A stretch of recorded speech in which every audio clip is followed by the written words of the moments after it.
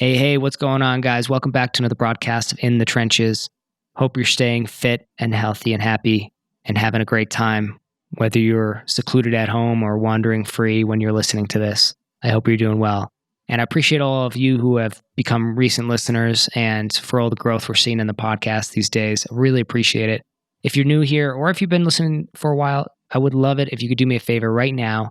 Pause this and leave a review on iTunes, tommorcus.com/iTunes, or whatever device or player you're using. Leave a review for In the Trenches right now. All right. And if you can come back around to that, maybe after this episode, that's fair too. But I'm really trying to get us over 50 reviews on iTunes. I've been around so long, I've just never really pressed this. And we're at 48 reviews, 5-star reviews, it looks like, or 47 5-star reviews and 1 2-star review. That's a bummer. But really trying to get over that 55-star mark. So let's make it happen if you can. Thank you in advance for your support. And special shout out to Diane, who's already left her 5-star review. Quote, Tom has the knowledge and experience to address topics that are popular and interesting. He invites guests who are experts in their areas so that listeners get valuable and useful information that they can apply in their own businesses. He has a knack for asking great questions to get the best information from guests, including Danny Any in episode 221. Tom creates conversations that flow and keeps the listener engaged throughout the broadcast.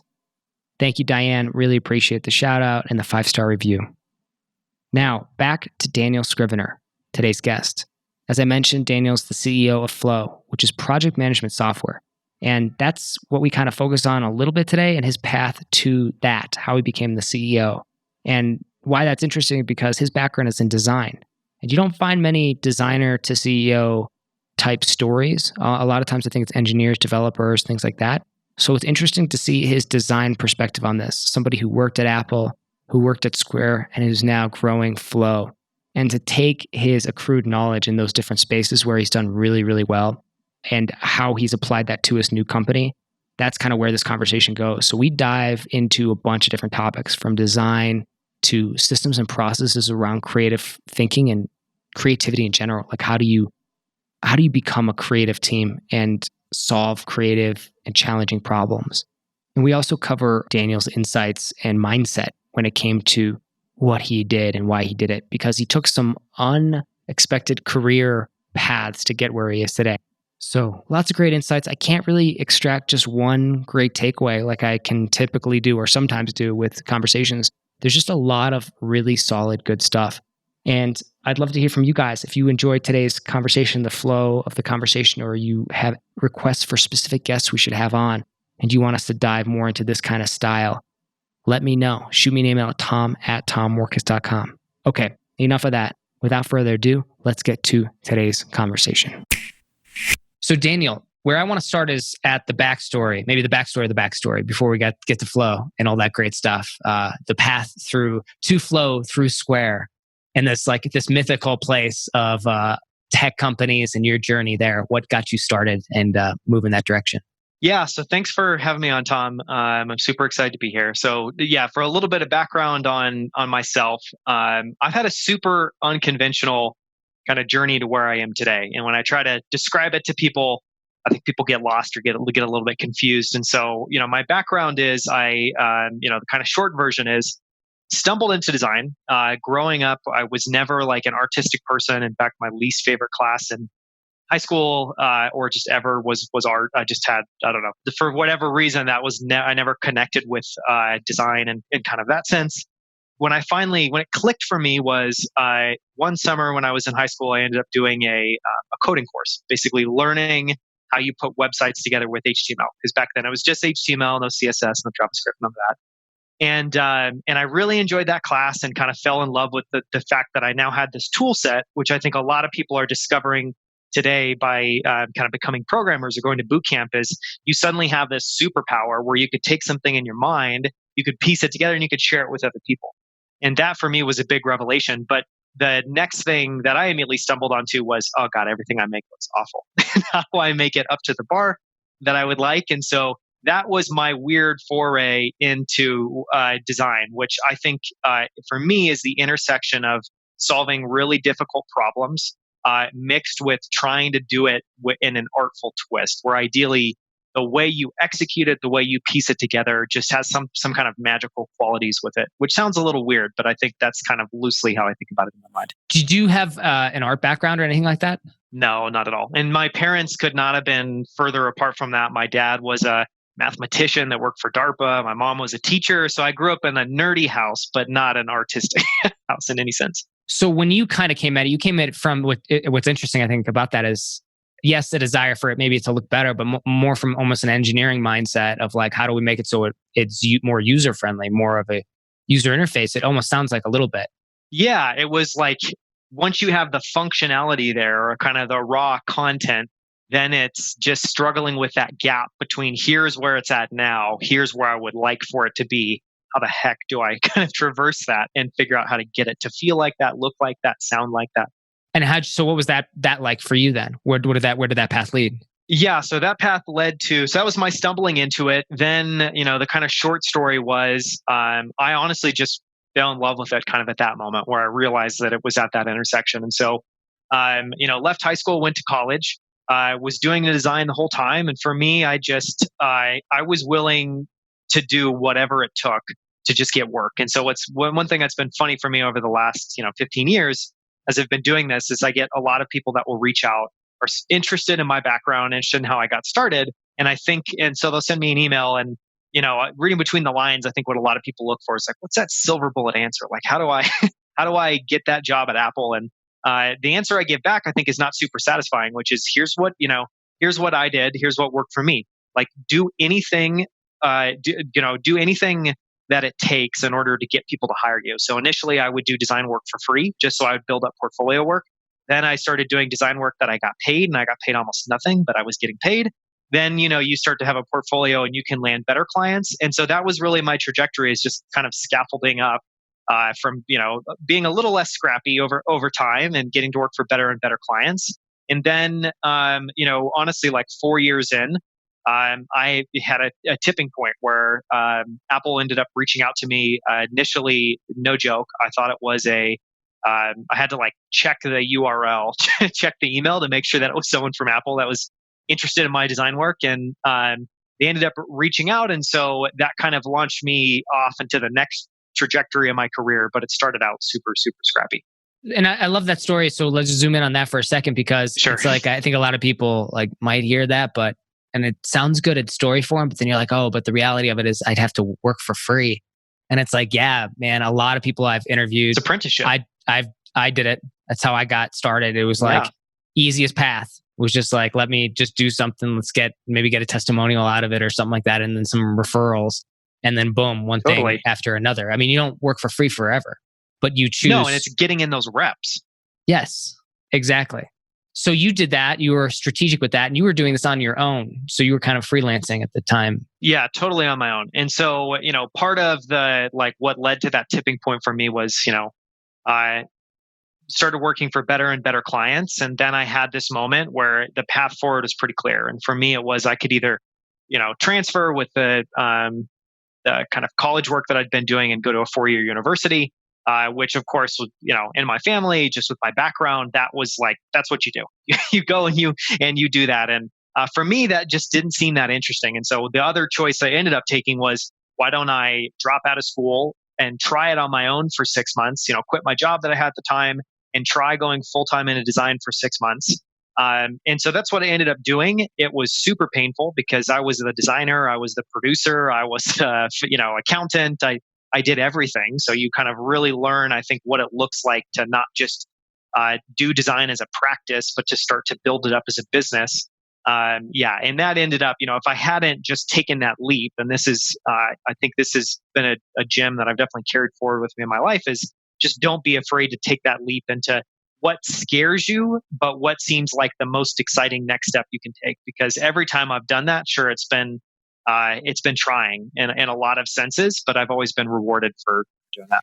Were you in college then, and you dropped out technically? Yeah. Okay, you're a technical dropout story. Literal dropout. Literal dropout. So what was the social pressure like, or just the pressure of that too? Because there's got to be a ton of backlash. Because then all your friends are like, well, why is he dropping out? Like, the people who want to kind of keep you around and stuff like that. Even and they maybe even mean well and all that stuff. But you realize all the pressure that could come from all different sorts. People think they're looking out for you, want you to do what's best, want to keep you safe or whatever. There's got to be an extreme amount of pressure from all sides. So what's that like to handle? Yeah, was it? I mean, it was a lot of pressure. I think to be super honest, I think there was no one that was more uncomfortable with it than me, because the thing that I kept parroting back in my mind is, and I would tell myself two things, and this has always been a little bit helpful. It's almost like, positive voice and kind of a voice that's maybe a little bit more questioning what's going on. But the positive voice, in my head was like, if this doesn't work well, it's just 6 months.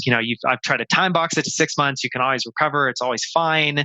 You'll be glad that you tried it. To kind of say all of those things to myself. But the negative voice definitely was there, and it was saying stuff like, "You're going to regret this. Now you're going to be further behind. You're going to be older when you graduate. You're never going to have this college degree. Maybe it'll work out for a short period of time, but what if you're in your 30s and your 40s and all of a sudden you really wish you had a college degree?"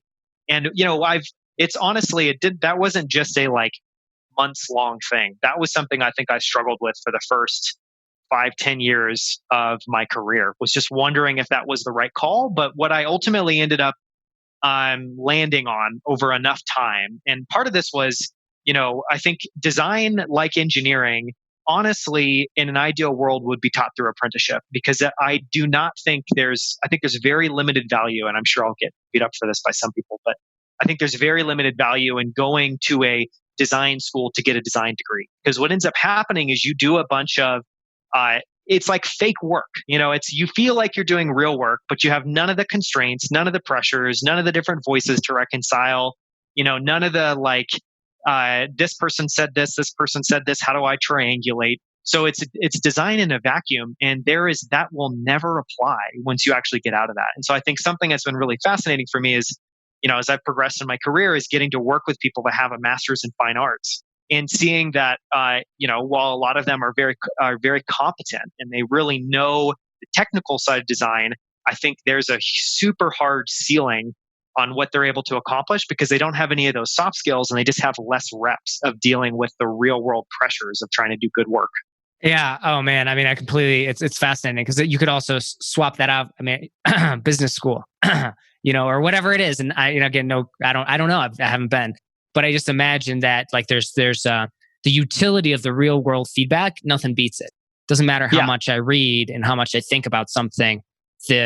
What I get from the feedback of even just 10 people is worth so much more. And that is without knocking any of the fundamentals or anything like that. Still learning, still honing your craft, still studying. I'm sure you still studied and did your own thing as you were doing what you were doing, and constantly learning, probably to this day. Just self-learning. Yeah. And I think, and that's always been for me where I love that. And I grew up in a house where we would, make trips to go to the library. And that was like a fun, awesome thing we did as a family growing up. And so for me, I've just been fortunate that I think whenever I am intrigued by something, want to learn more about something, want to get better at something, I am immediately just like, great, I'll just find books, I'll find things online, I'll find people to talk to, and I'll teach myself that. And I think that if I had taken that approach and I didn't have that muscle and I didn't have that reflex of like, anytime I get uncomfortable, don't worry, like you can learn this, you can figure this out. There's plenty of information out there.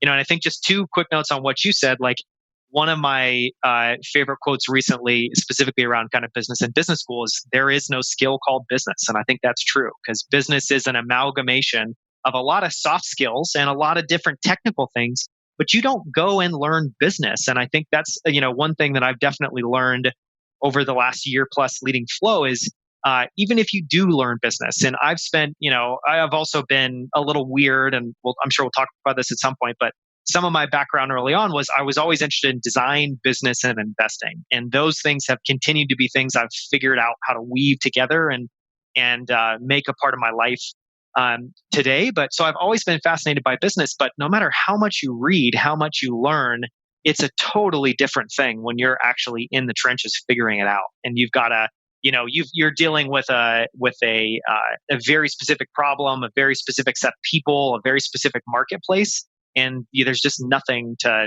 prepare you for that. It's very different, I think. No. And you said you kind of carried a little bit of that weight around for a bit, but you got through it, obviously. And now it's so far in the past. It's like, Well, you're at the point, well, no, I wouldn't say it's funny. I think some people develop a skill where they become unemployable a little bit. Or I kind of felt like I got that now. I've gotten there where I'm like, I Sure. don't think anyone can hire me for what I can just go produce on my own, for instance. Like it wouldn't, I don't know, maybe somewhere. But but also like the strange set of skills I now have is also kind of a bizarre thing. Again, it's the kind of stuff you can only learn on the ground doing it.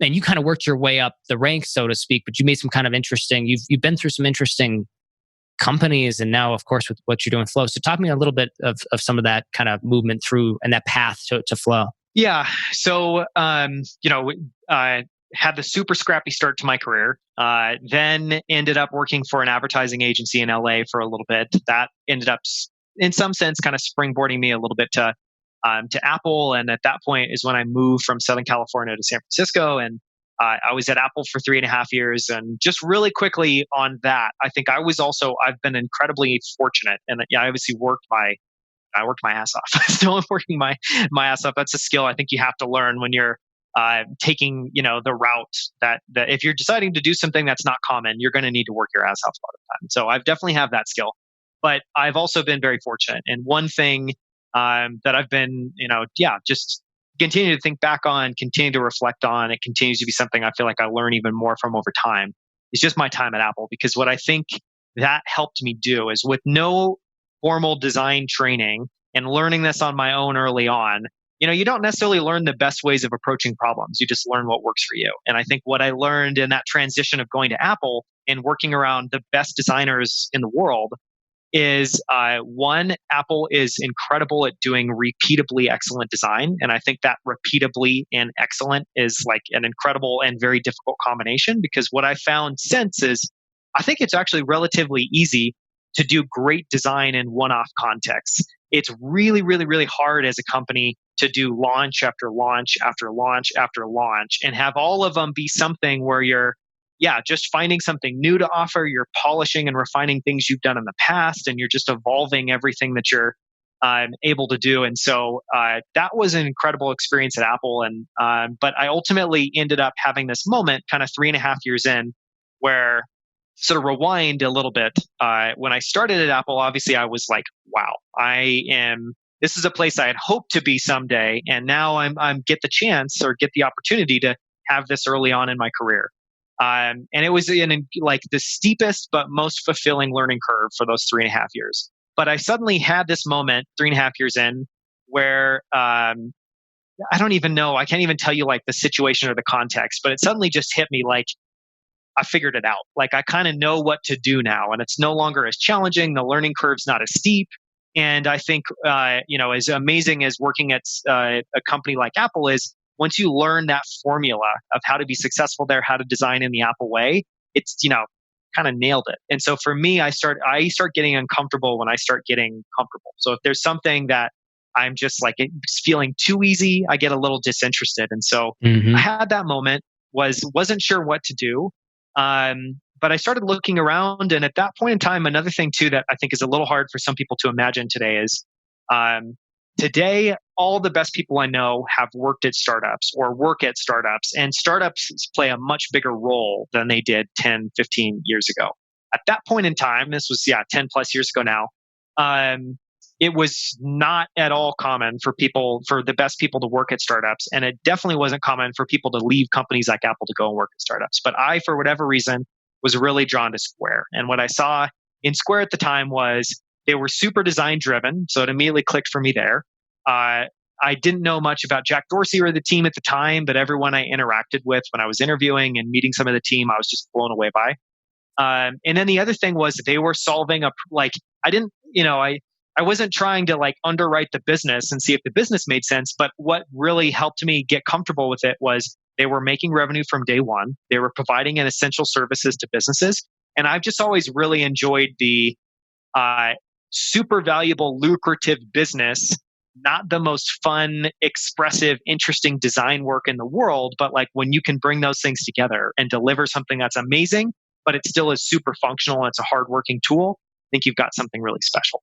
I love that. I mean, yeah, it makes a lot of sense too in that intersection. So how long were you with Square then doing this suit? Yeah. Yeah, so I stayed at Square for 5.5 years, Mhm. basically from the time the company was around 50 until about 6 months after we ended up IPOing. And so it was, in a lot of ways, still thinking back, because I obviously have friends now that have worked at Airbnb for 5 plus years, or worked at, Pinterest for 5 plus years. And I think I've realized that I also got very lucky there, and that Square was an absolute outlier to go from super early team all the way through successful IPO. And, they're still growing like crazy and doing really well. But it was a really, really, really special time to be at the company, I think, through those years. And what I got to do when I was there was take everything that I learned at Apple.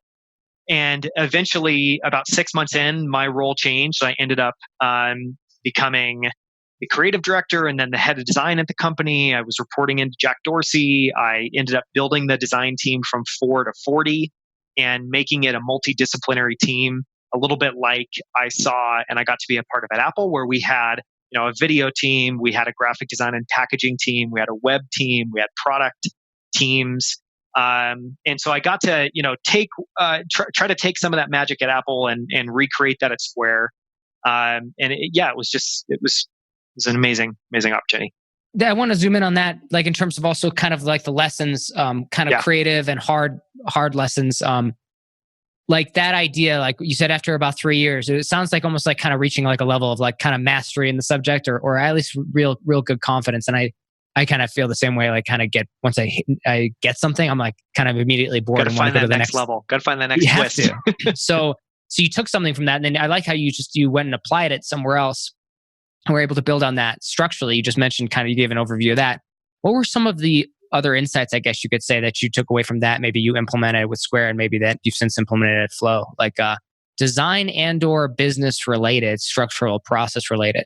Yeah, I mean, maybe to try to pull out a couple stories that I still use heavily or come back to. I think one thing that I got to do when we were at Apple is work on a project where we were basically recreating the Apple online store, but in app form. Because at that point in time, they only had, you can go to apple.com, you could put together a Mac or order, but they didn't have any mobile apps where you could be able to do that. And so we were responsible for translating that, which obviously is the like financial workhorse of Apple. And so one of the things that we started with was the build a Mac flow, because not only is that super profitable for them, it's also a really, really, really complicated, intricate experience. Like if you're thinking about something like ordering an iPhone, it's very simple. You're like, what model do you want? What size do you want? What color do you want? Do you want a couple of accessories? You're done.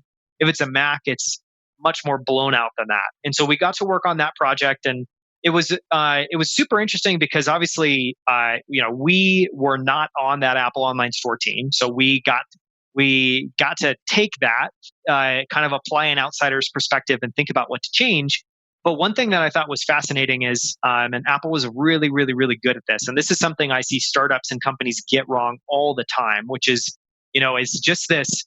I think for a lot of companies, and I know a lot of this just comes from limited resources, limited money, limited time.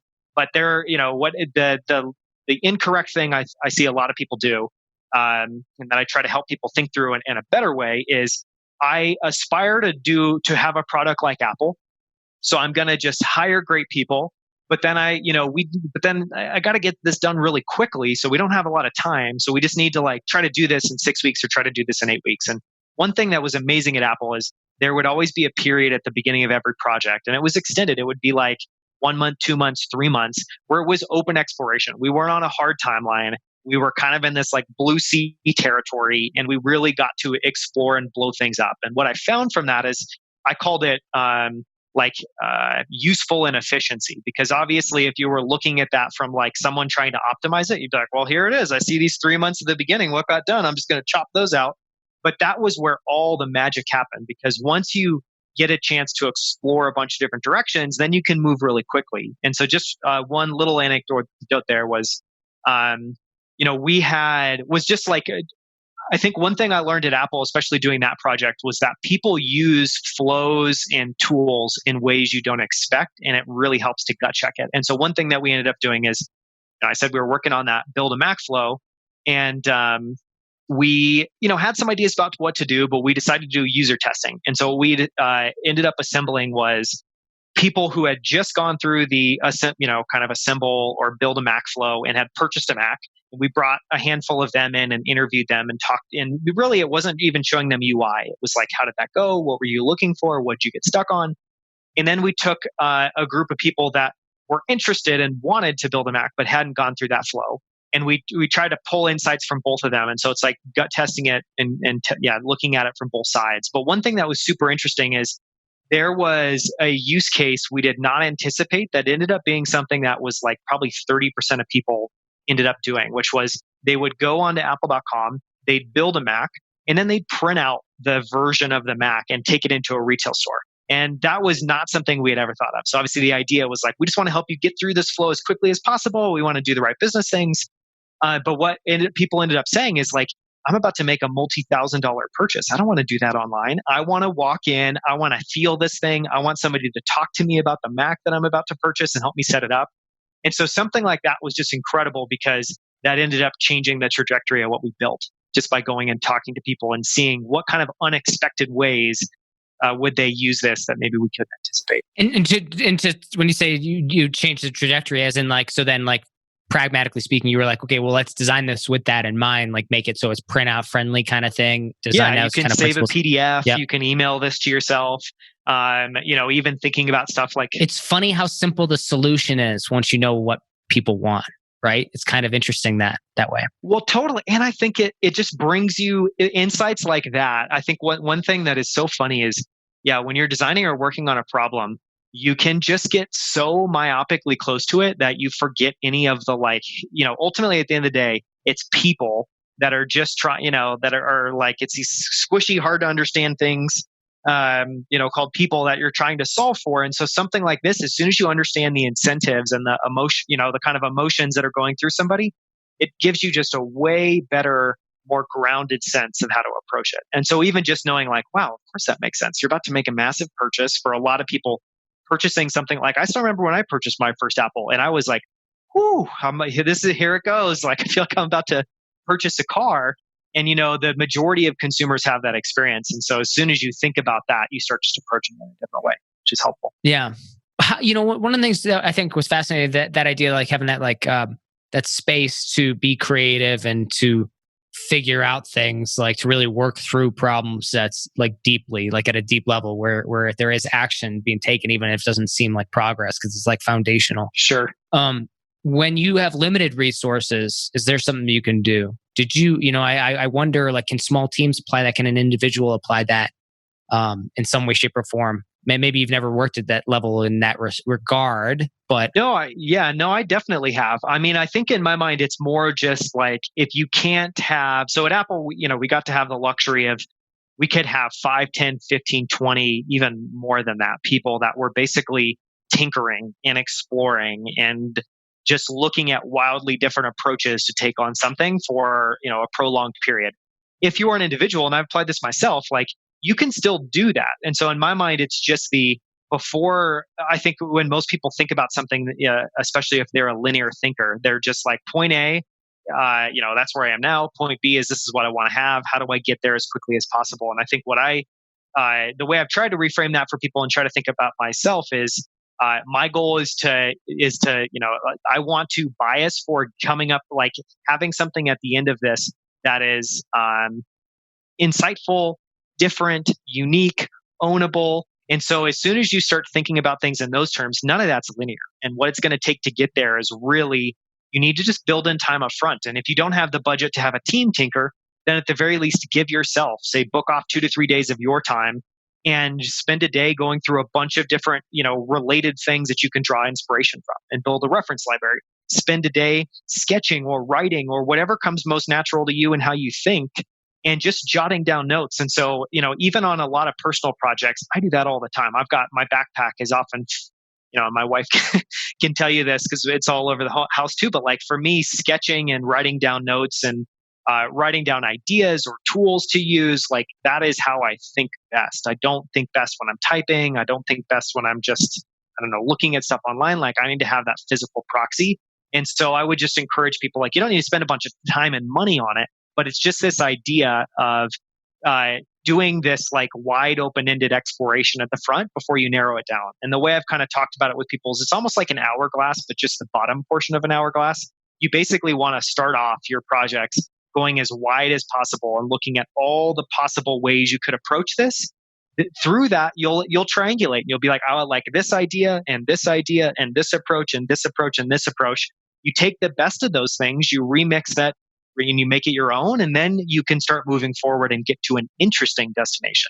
But you can't get there without that time. Do you think there are people that can, do you think there are trustworthy like agencies that can help with that process, and freelancers, like people, if somebody's listening to this is like, well, I'm not really design oriented. Like, yeah, even if I give myself the space, I might not be able to produce that, but maybe I do have a vision.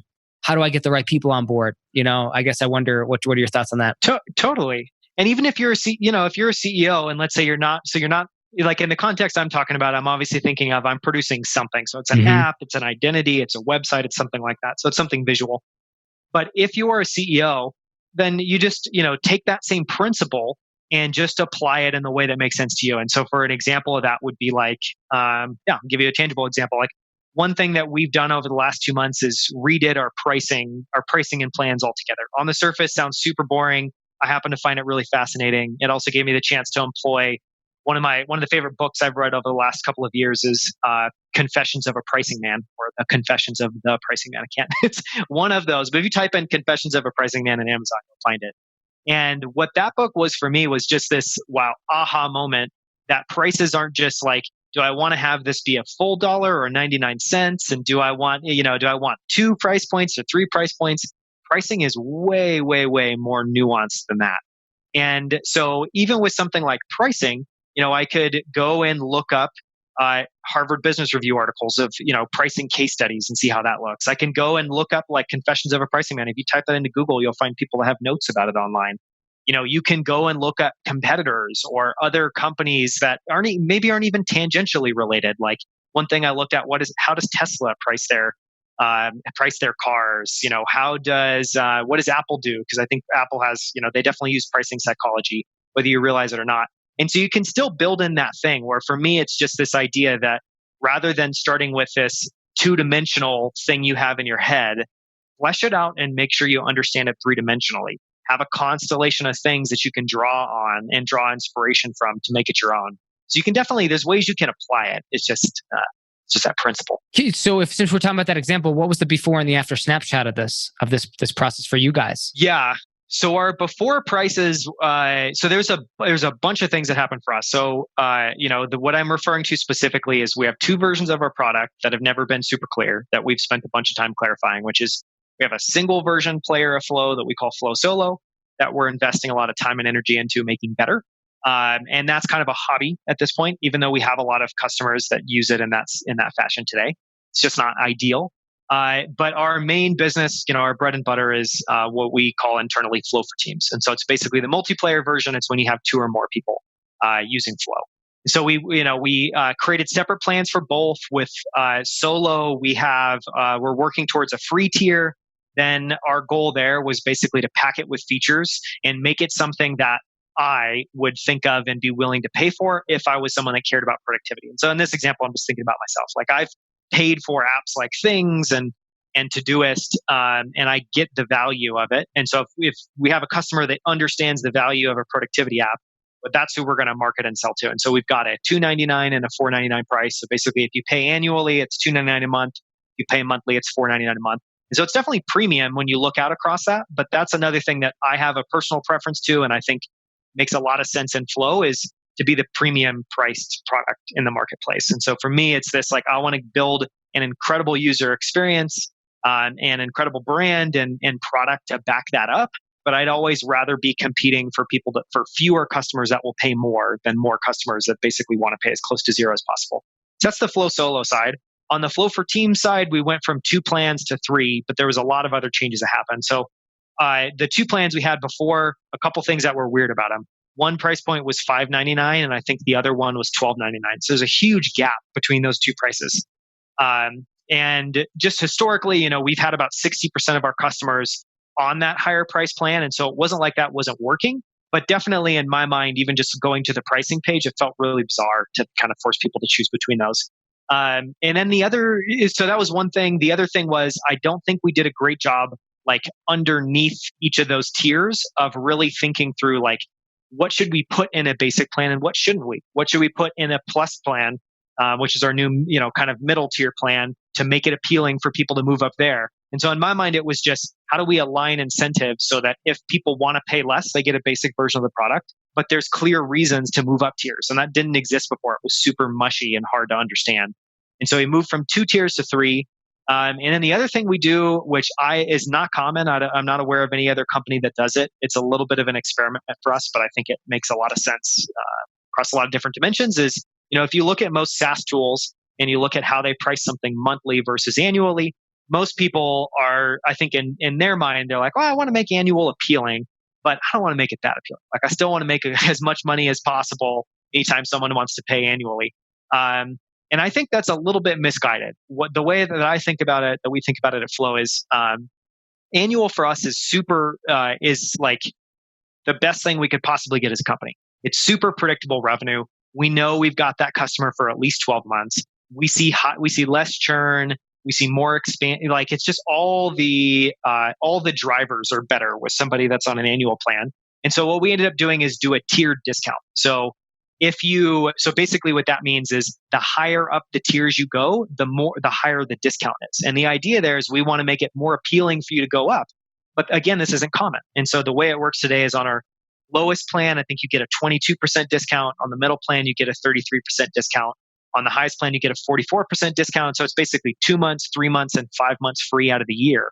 And the idea there, at least the hypothesis, is, well, we will make it super attractive for people to be on our most powerful plan, because they'll get the biggest discount, and we'll make it super attractive for people to be on an annual plan instead of a monthly plan. And yeah, and what's interesting too is then also, like, tying into that too, is was it also a features kind of rearrangement maybe, or yes, huge, yeah, and a huge sense. So in this context, I'm curious. This is being in terms of like user feedback you mentioned earlier and how important that is. Have you gone through any user feedback testing on that to find out, oh yeah, these are the types of things to highlight, and or anything like that? Any takeaways from that context?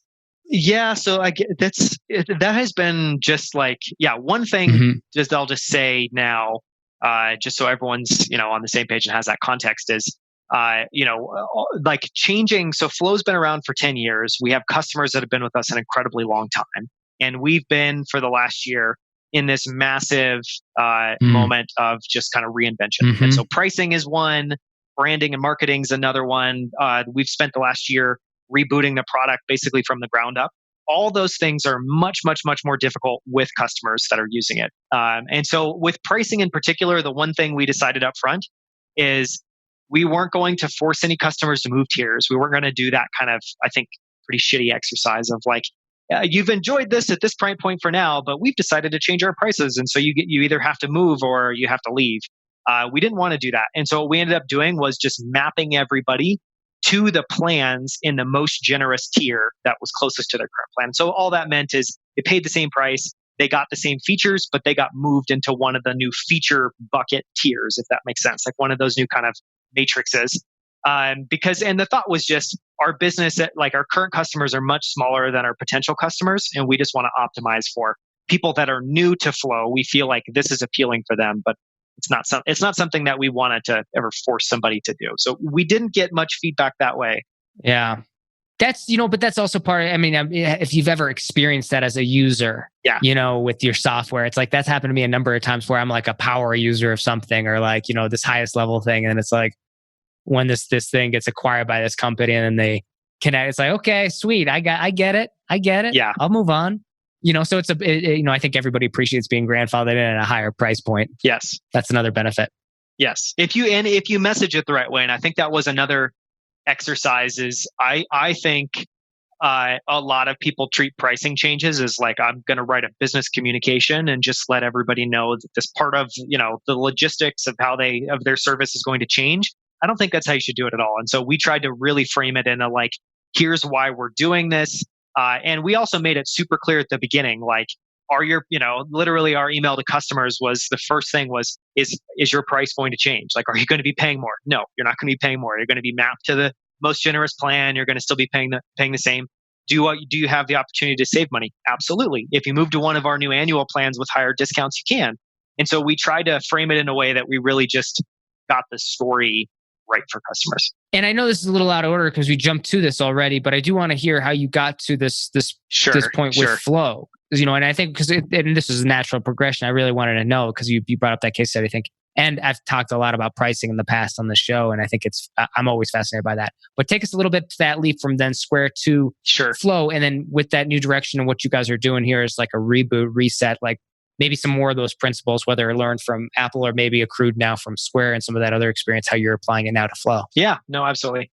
So, ended up being at Square for 5.5 years, was an incredible experience, but definitely at the end of that, I was ready for a change of pace. And I guess the only thing I would say there is it's just really intense when when you join a startup, especially a startup that's in this like never ending reorg, growing, changing, everyone's roles changing. There's new people all the time. Like it takes a lot. And it was also just one of those things that for me, one thing I've learned about myself over time is, I can become obsessive of stuff that I'm excited about. And I think that has a lot of good effects, but also has a lot of negative effects if I don't kind of think about it the right way. And so what I mean by that is like, for me, when I got to Square, realized kind of what things were going to be like there, I was just like, this is amazing. I want to work on this all the time.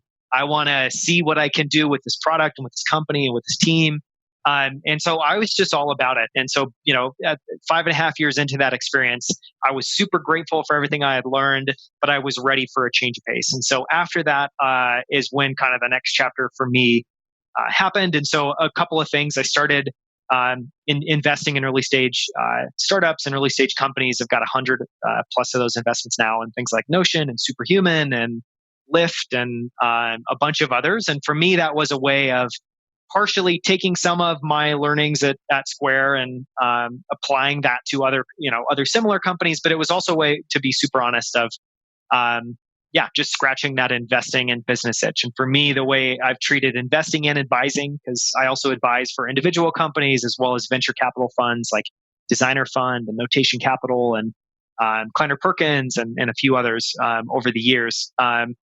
I've always treated that as like being a scientist and you've got a bunch of experiments running in parallel and you get the chance to observe. What are people doing? How are people approaching this problem?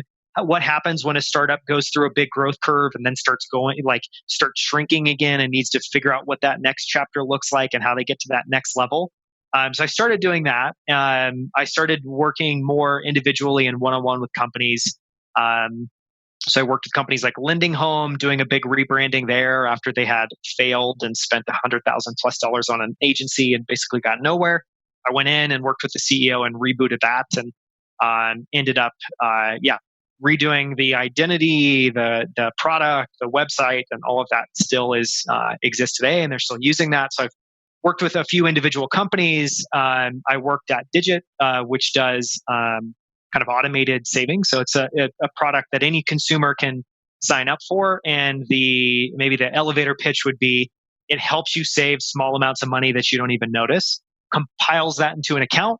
And so what most kind of customers experienced was they connected their bank account. They're usually people that, are kind of like hourly employees, like every dollar matters. They really want to save, but they don't know where they're going to be able to save. Digit looks for super tiny amounts of money, oftentimes cents, maybe single dollars, moves it into account. And at the end of the month, people suddenly look at their Digit account and they're like, wow, I can save. I could save $100. So worked with Digit for a little while. And then the change for me from, all of that stuff to Flow was really, for a little bit of context. So Flow's been around for 10 years. It's a privately held company. It's owned by a company that I think is fascinating, that I love the people behind it, called Tiny in Canada. They own Dribbble, they own MetaLab, they own a bunch of other. It's the Berkshire Hathaway of internet companies, and so they're always constantly kind of acquiring. But what I thought was fascinating about that is, obviously, all the things I just said. I love that experience, but all of that was heavily like venture capital weighted. You're always kind of trying to build a company with venture capital. And I saw over time that that's got some pros, but it's got a lot of cons with it as well. And I don't think, I don't know. I don't know quite where I net out on what the right way to build a company is, but I definitely got more familiar over time with some of the cons of that. And I've always aspired, if I did build a company, to do it privately. And the companies I've always really looked up to are very different from the companies I've worked for. They're companies that have been around for 50, 100 years. They're closely family run companies that are still held by a lot of the family members. And so that is what I aspired to. And so what I saw at Tiny was, and with Flow, was this opportunity to go to an environment that was, it's all private capital. There was none of that pressure and just kind of silliness that sometimes happens with venture capital. You're trying to build a real business. So you have to, every month you're living and dying on your revenue. You need to figure out how to grow with with that revenue that you get each month. You need to figure out when you invest it, when you pay it out as a dividend, all of those things. I also saw that it was a company that had a tremendous amount of success over the previous 10 years, but needed a reinvention.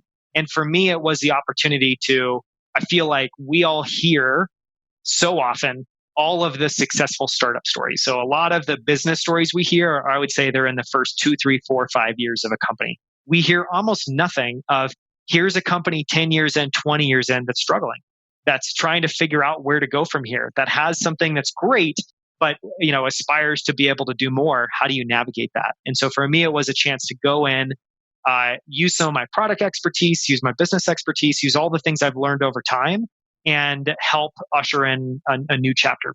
And so, for context too, how many years now with Flow? So about a year and a half with Flow. Year and a half. Okay. So when you took it kind of ground running, then what were some of the critical things to get, in your opinion, kind of get off the ground?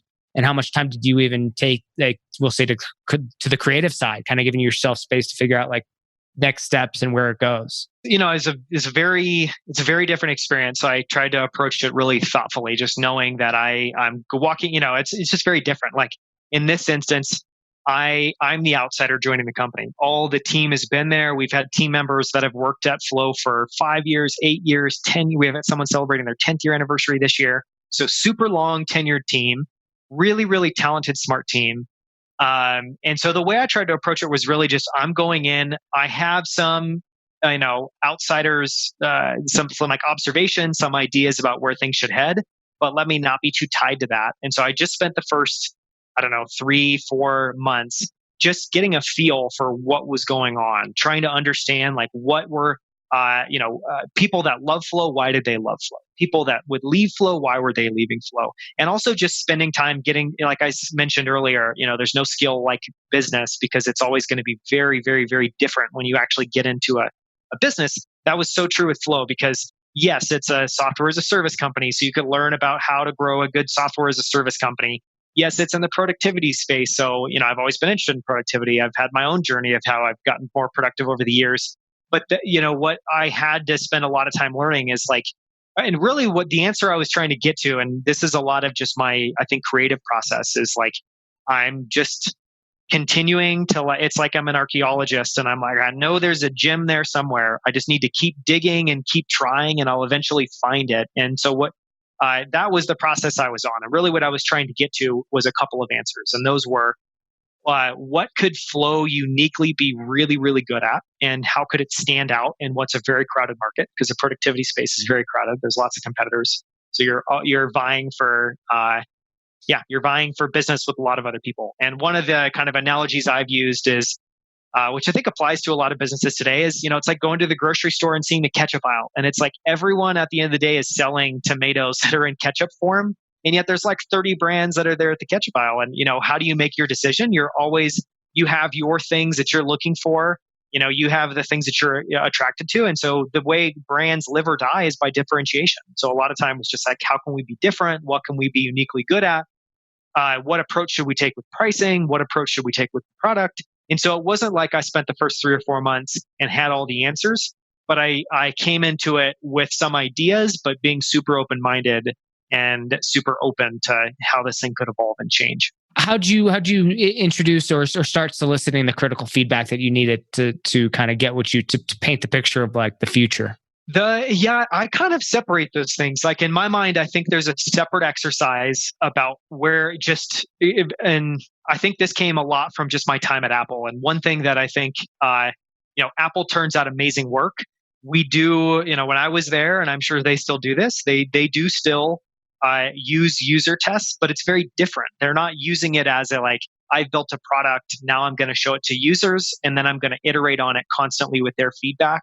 And my ultimate goal is just to get that feedback to go to zero. And I think that's how a lot of startups approach it, is like, I had a unique, interesting idea that I thought made sense. Then I showed it to 100 people. I got 100 different opinions. Now I'm trying to coordinate all those. And they treat it as if the exercise is to get to no feedback. I don't think that's it at all. And so in my mind, what I try to have the two things be somewhat separate, which is, what are things that clearly aren't working and those can be individual features, those can be maybe not having certain features, those can be features that we have but they're not flexible, and so we're kind of like in giving you one way to use them or not use them. And so I try to approach that as like, we are always listening to feedback, we are always trying to triangulate feedback we get from people. But one thing that I said from day one is, I do not want us to become a feedback driven company. I want us to have a unique idea. I want us to always like put our heart and soul into it, just because I don't think no product that I've ever loved has come from an endless amount of user testing and incorporating all that data. It's not that at all. It's someone that is able to have a singular, interesting, differentiated, well executed idea. And that does not happen with feedback. And so I think it's really important, but I try to have those as two separate exercises. And with that in mind, then I know there might be like a lot of little things, but like what is the right amount of in that regard, like to try to figure out like what's the thing you could be uniquely good at. There's obviously some team component and then establishment of what the product already is, because you're kind of coming into it versus starting straight from scratch. Yeah. Then of course there is the user feedback, and then that triangulation with where you want to go, especially if it's like, a readjustment to like pricing and it'd be more premium. Not saying you guys do that exactly, but if somebody's listening to this, think about like, the pivot or the adjustment that would have to be made. Sure. What's the right then amount that you were like, this is, because like there's obviously the things why people leave, and that can always be added. I could understand how you could filter that into to improvements of the platform, but striking the gold, I guess, in the first place, in the differentiation part, how'd you get to that? Yeah, that's another one of those things where I personally don't think you can get there linearly. And so the way I approached that was, again, and we're still in this, but basically what we started, about 12 months ago now, was a reinvention of the product, where we're basically taking the existing version of Flow and taking a giant step back, not being tied to the way things were executed, and just trying to reimagine it. And we've called that Flow X. It's currently in beta testing with 600 of our largest customers. We're getting ready to roll that out to all of our customers next month in June, and then launch it in July. And so, that's been moving, but really the way I treated that was, again, just this. Honestly, I think the approach I've gravitated to more over time is approaching it like a scientist. And I know it might sound really weird coming from someone with the design background, but honestly, like one thing that I've definitely picked up over time, whether you're a writer or whether you're a designer, is like the best analogy for your creative process is a wastebasket, because you're constantly just tossing things out that aren't working, and you're constantly tweaking and playing with, and really it's almost like this evolutionary process where over time you find what works and you keep it, you discard what doesn't. And so it's constantly changing, but the things you're keeping are just the best, the kind of your best and brightest and most unique ideas. And so a lot of the things that were gold, I don't think were gold, felt like gold going into it. And in my mind, it was stuff like, even just structurally. So the previous version of the app, and it's like all this is subjective. I'll just say that right off the bat. So it's not like there's like empirically one better approach. And I think that's one of the challenging parts about design, is that uncertainty, and how do you figure that out? But the previous version of the product kind of just had a bunch of stuff kind of stuffed together that I don't think it made it very intuitive for people from the outside in to look at it and be like, oh, I understand it. And so one of those things was, what I tried to do is break it down to its atomic elements. And I said, okay, what are the feature sets? What are the features that we have? What are the individual features, which are almost like, I don't know, like the spices in a recipe. Then it's like, what are the major pieces of functionality, which are almost like the main ingredients in the dish you're going to make. And then how can I take these things, kind of separate them out, and then find a better more forward-looking, more interesting way to put it together. And so one thing we ended up doing was we quickly realized like we have tasks, we have projects, we have calendars, but we don't, they're hard to find. You kind of have to know where to look to be able to find them. And then the other thing that I saw, and again, this is one of the like great things about coming into a company that's had a lot of kind of success and a longer track record, is there were things that we had tried and killed. And one of those was, not many people know it, but Flow was spun out of MetaLab. MetaLab did all the original design work for Slack. One thing Flow did really early on was build team messaging. And basically the story as I know it is the functionality was great, but I think the way that it got introduced and the way that it got marketed just ended up being really unsuccessful because people looked at the product, thought it was a chat product, didn't really want that, wanted a productivity product, were confused and left. But in my mind, what I saw was, oh, this is super cool. Here's something that we could revive, we could pour time and energy into, and we could find a way to bolt this into Flow to make it more of an all-in-one tool. And so some of the changes we made were structurally, the app now is home where you can see your tasks and your updates about everything you and your team are working on in Flow. Tasks where you can go and find any task. If you're a manager, you can put teammates in the sidebar so you can jump and see what anyone on your team is working on. Do the same thing for teams. Then you have projects. You can see projects that you've pinned. You can see projects by teams, projects that you're in. Calendars is a whole separate thing with all that same functionality I just described, but all in calendar format. And then we have chat. And what we've really tried to do is say, okay, this feels really right because now somebody can look at it. And, this is one thing too that I've come to appreciate over time about the space is I think there are very few things like productivity tools in that almost everyone you talk to has a different workflow. Primarily and I think that's fascinating. It also makes it really, really, really tricky. And so one thing, for instance, and one reason I thought this would make a lot of sense is just talking to our customers, some people only work in calendar. That's most intuitive to them. They always are thinking in terms of what's my day, what's my week, what's my month. Some people aren't thinking about that at all. Some people just are thinking about like, what are my tasks and what does it look like today? What does it look like tomorrow? Other people are, if they're a project manager or they're an executive, they don't care about tasks. They don't really care about calendars, but they care a lot about like, how's this project progressing? Like, here's this goal and now we're making progress on it. And so in my mind, it was like, let's not try to optimize for that. And that's led us to this approach of we want to have a product that's powerful but opinionated. So we are going to have powerful features, but everything we do is going to be opinionated in terms of like, so we added task priority recently, but we did that in a really limited way where tasks can only be low, medium, high, or urgent.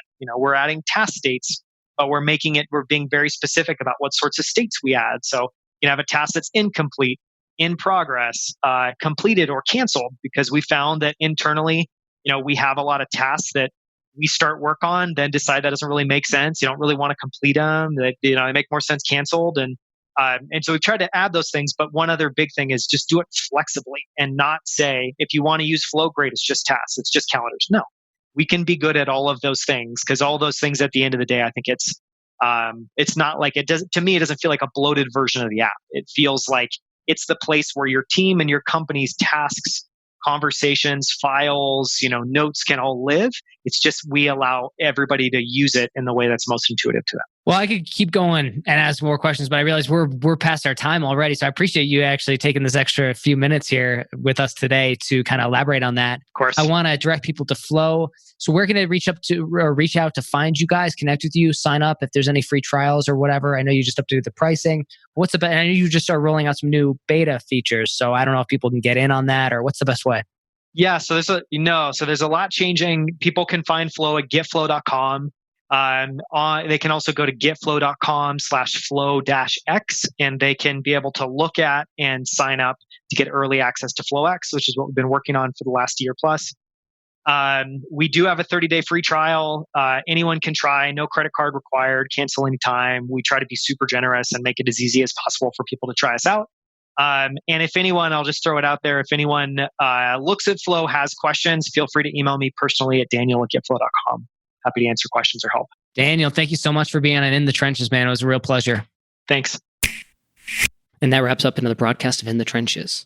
If you enjoyed today's episode, please leave a rating review. Just go to tommorkes.com/iTunes, and that'll take you to iTunes where you can leave a 5-star rating review. And that really helps spread the word about this podcast.